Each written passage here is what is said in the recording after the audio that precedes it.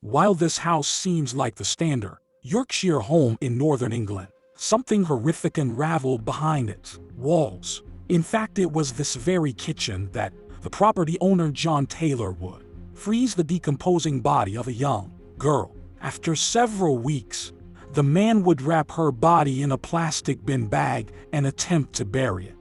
This was the body of 16-year-old Leanne Tiernan. She was walking alone along the dark, isolated path on the evening of November 26, 2000. The area is known as Houghley Gill and was less than a mile from her home. After a fun evening of Christmas shopping with her friend Leanne decided to take a shortcut home. She had no idea that this shortcut would end up cutting her life short. She was abducted and murdered, but it took 8 long months to find her body and find out who the murderer was. It was John Taylor, a 44-year-old delivery driver. John Taylor's neighbors described him as an ordinary man. They felt that they could trust him. Known as the pet man, he had many dogs and ferrets. He also sold pet food to people in his neighborhood. He was a divorcee and lived alone. He was fond of hunting from an early age and was often found hunting foxes and pheasants near his house. Nobody knew that it wasn't just those animals he hunted. He was a predator waiting for an opportunity to hunt down the most vulnerable prey, including young girls. Leanne Tiernan was one of them. It was later found out that he didn't just hunt animals but tortured them too. He was a sadist who derived pleasure from inflicting pain on animals he caught and tortured rabbits, and was once seen stabbing a fox repeatedly. Taylor had 2 children, a son and a daughter. They both live with their mother after Taylor's divorce in 1996. It was also discovered later that Taylor often advertised for female companions. He even traveled across the country to have sex. Knowing these details, suspicions arose that John could have had dangerous and sadistic tendencies. However, he had no previous criminal record, and the only thing he was ever caught for was the theft of a suit when he was 15 years old.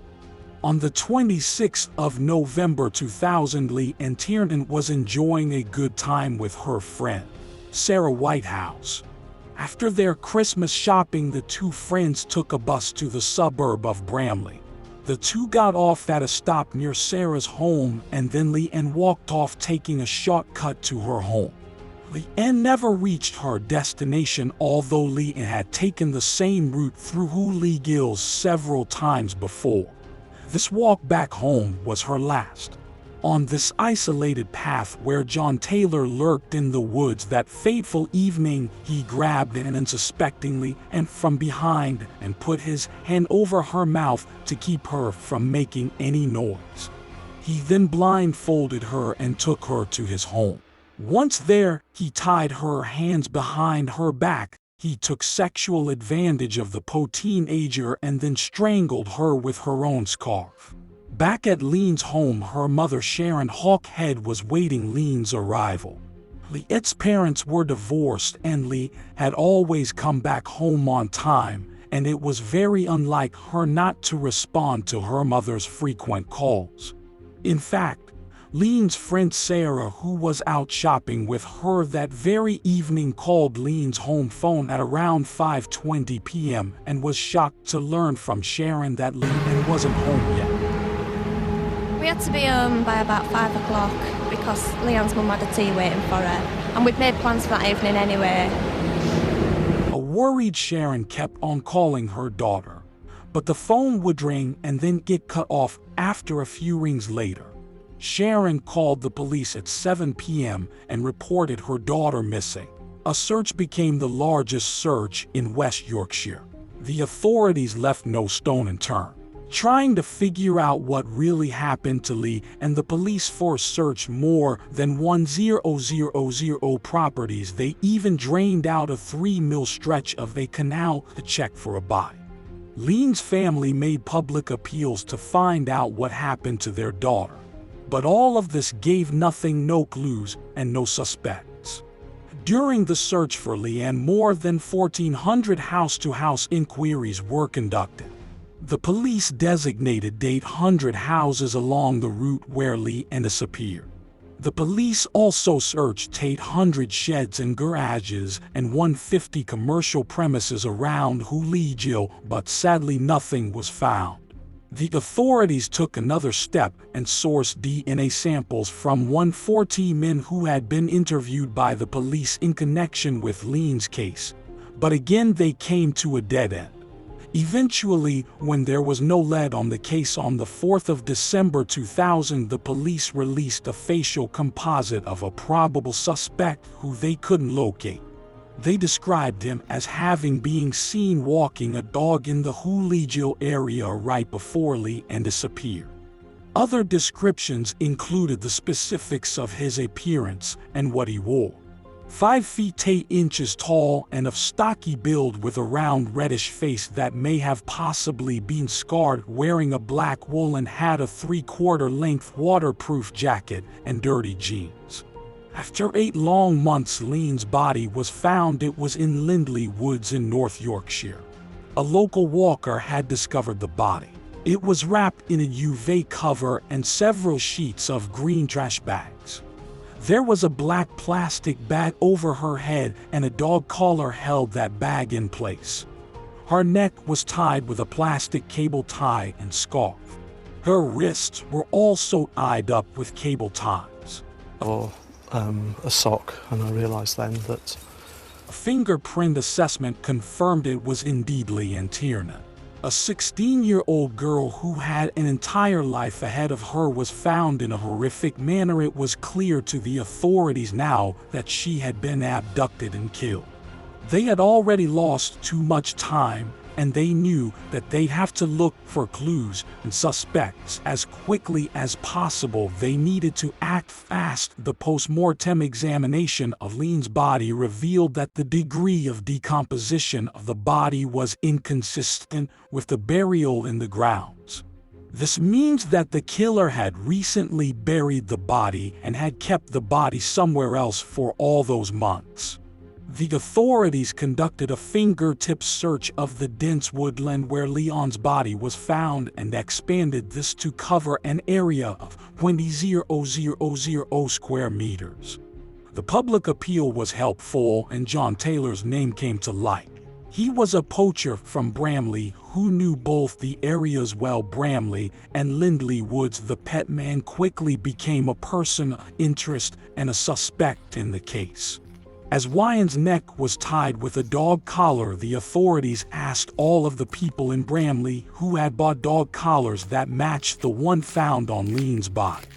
More than 100 pet shops and suppliers were contacted in the process. The computerized records of one dog collar company led investigators to John Taylor from the Bradley area. Taylor had purchased several of those dog collars. Another solid clue was the fact that John Taylor worked at Parcel Force. 100 outlets, and of course, with a dog collar off the shelf, According to authorities and further investigations, it was found that the cable ties found on Leanne's body were exclusive to Parcel Force's parent company, Royal Mail. When the authorities searched John's home, they found the same type of cable ties and dog collars that were found on Leanne's body. There was no escape for John anymore, all the clues pointing directly at him, but even more evidence was needed to tie John directly to the case. The knitted scarf found around man's neck contained human hair in the knot. Forensic experts used mitochondrial DNA tested as initial regular DNA testing was inconclusive. With the help of this mitochondrial DNA testing, the authorities were able to deduce a DNA profile, and it was a match to Taylor. The work on this case is truly commendable because they found evidence of Leanne's presence in John's house too. The forensics team had found a strand of pink carpet fiber on the jumper that Leanne was wearing when she was found. Now, although Taylor had removed and destroyed all of his carpet in an attempt to evade more suspicion, this strand of pink fiber matched the small bits of carpet fibers found on a nail in Taylor's house. The Forensic Science Service team was also able to determine that Leanne had been in Taylor's garden right before she was murdered.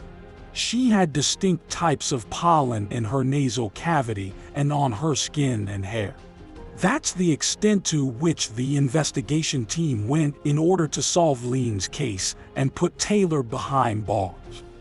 After 10 long months since Leanne's disappearance, everything was finally coming to a close. John Taylor was arrested on the 16th of October 2001. He was charged with Leanne's abduction and murder. He was taken to the police station for questioning. Back at his home, the investigators dug up Taylor's garden and found the bodies of 28 ferrets and 4 dog skeletons. Detective Superintendent Gray was assigned to Leanne's case, and after seeing the evidence of violence against animals, he commented, "Taylor appears to have been an ordinary man, but he is not. He has an extremely dangerous nature. This is displayed in the way in which he treated animals." Throughout his life, during the investigation after Taylor's arrest, the authorities interrogated Taylor's ex-girlfriends. They revealed a lot about Taylor's sexually violent nature. According to his previous girlfriends, Taylor loved tying up women and had unusual fantasies that involved sadomasochistic sex.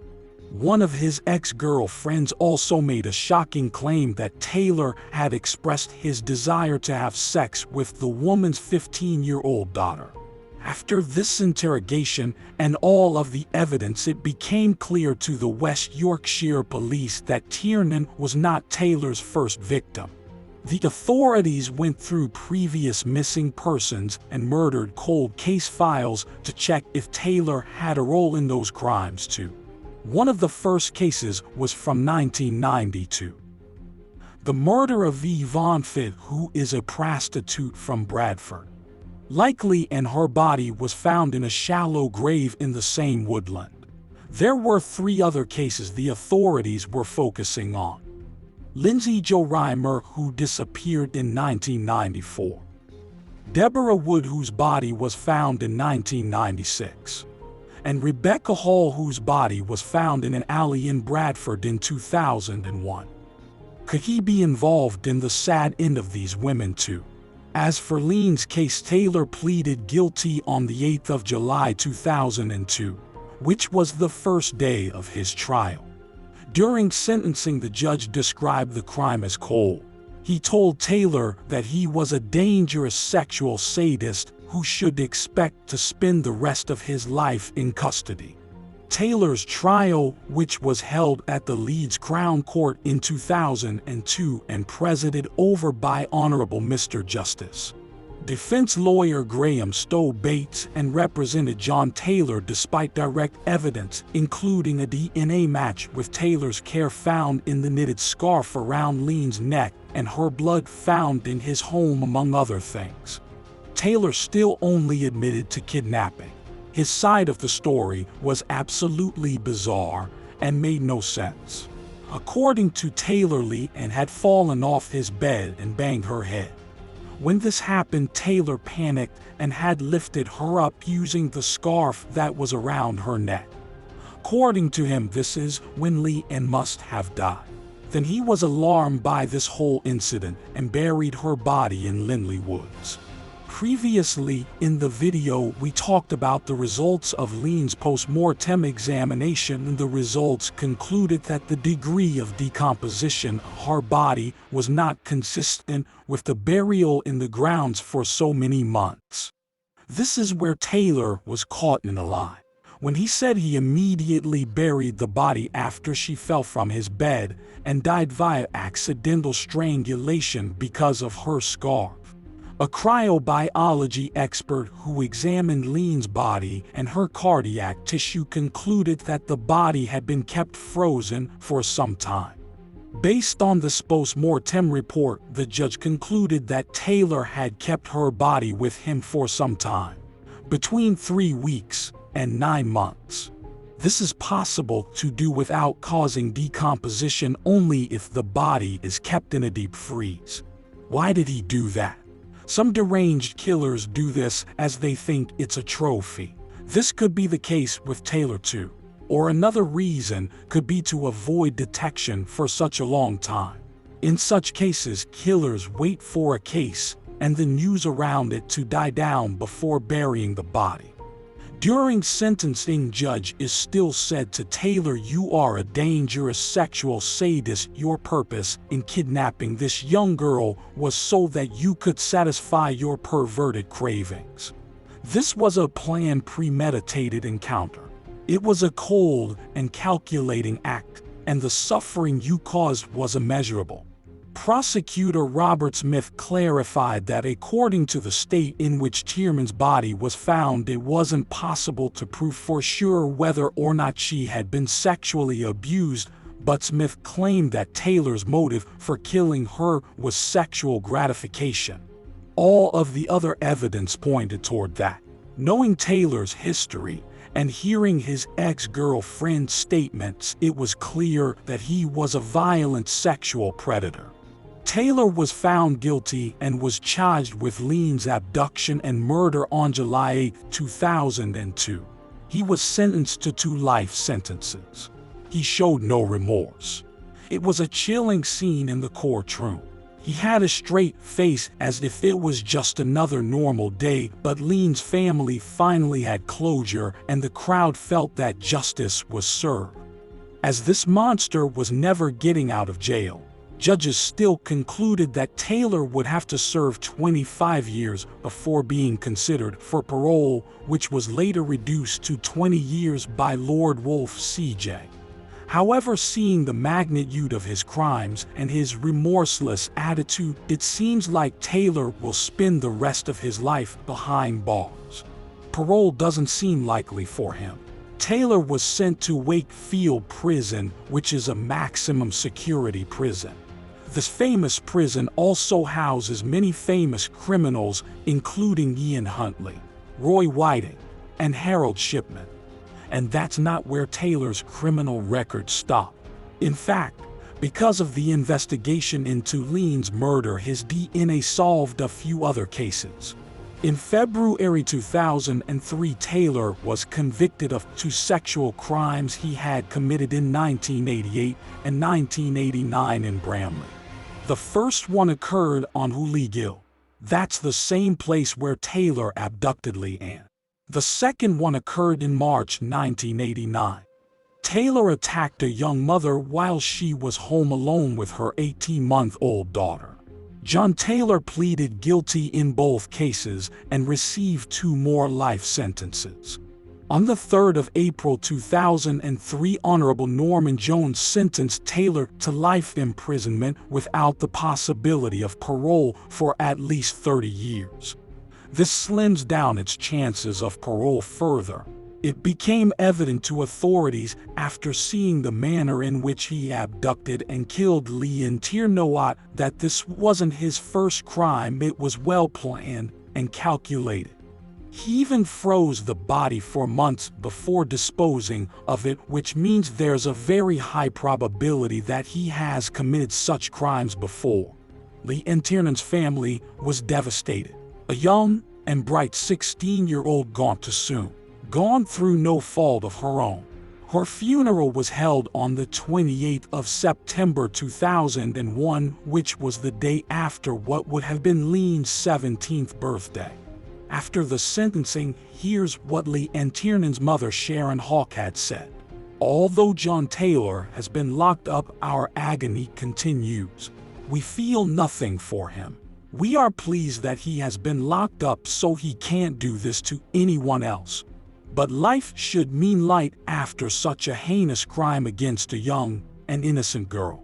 A monster like Taylor deserves nothing less than the maximum punishment by law. Thankfully, at least legally, he got what he deserved. His crime was so horrendous that True North Productions went on to make a television documentary about John Taylor. The 2003 documentary was called Killer in the Woods. It was produced and directed by Jess Fowle. John Taylor's behavior has had some resemblance to Jeffrey Dahmer in the sense that he was also fascinated by torturing animals. While Taylor enjoyed hunting them down and torturing them, Dahmer was oddly fascinated with dissecting them after their death. Seeing the monstrous route these criminals take in their adult life gives us ideas that some major red flags were missed in their childhood. A timely assessment of mental health is key. We're to reduce such instances where deranged criminals like Taylor and Dahmer take innocent lives for their own sadistic thrills. Thanks for watching. This was the case of John Taylor. Click on one of the two videos on your screen for another one of our videos.